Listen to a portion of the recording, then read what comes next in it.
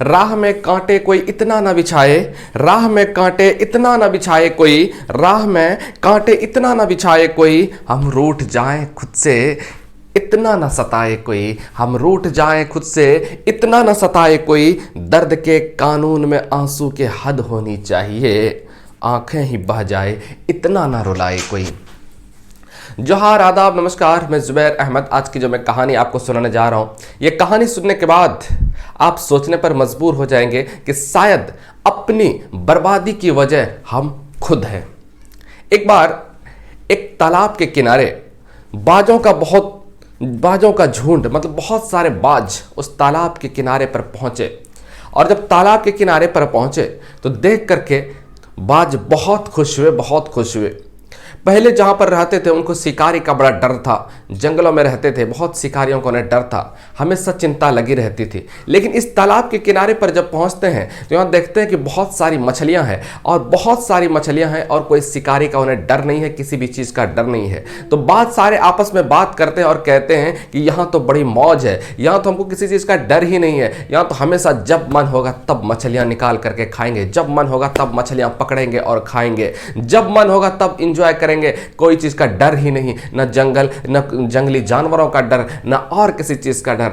और इसी तरह से वो खुश होते हैं और ये यहीं पर रहने का निर्णय लेते हैं। सारे बाज जो है ना अब वहीं रहने लगते हैं और जब मर्जी होता है तब वो शिकारे ये मछलियां पकड़ते हैं और खाते हैं। उनमें से एक बाज बूढ़ा बाज था। वो बूढ़ा बाज खुश नहीं था ये सब चीज़ देख करके, और वो जो है ना और सब बाज बहुत खुश था। तो कुछ दिन जब बीतने के बाद बूढ़ा बाज कहता है अब यहाँ मैं नहीं रह सकता, अब हम चलते हैं अपने जहाँ पुराने स्थान पर, जहाँ पर हम पहले रहते थे वहीं चलते हैं, यहाँ अब मैं नहीं रह सकता। तो सारे बाज ने मिलकर के उसकी बड़ी मजाक उड़ाई थी, बहुत मजाक उड़ाई।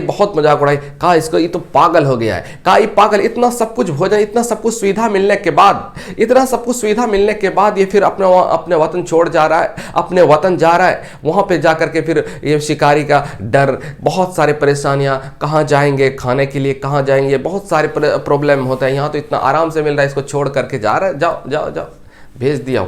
चला, बूढ़ा बाज भी वहां से निकल जाते हैं।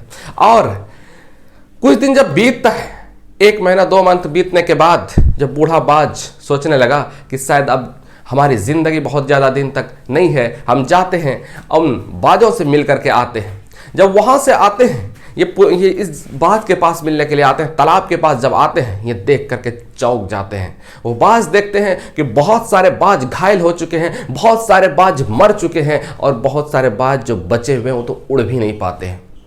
आते हैं, पूछते हैं ये हाल तुम्हारा कैसे हुआ? तो ये बाज का झुंड में से बताते हैं, जो झुंड में से जीवित थे, जो घायल थे, वो झुंड बताते हैं कि बात दरअसल यह है कि यहाँ पर एक दिन जहाज आई थी, जहाज में कई चीता छोड़ करके गए और उन चीतों ने हम पर अटैक कर दिया तो हम लोग उड़ नहीं पाए थे।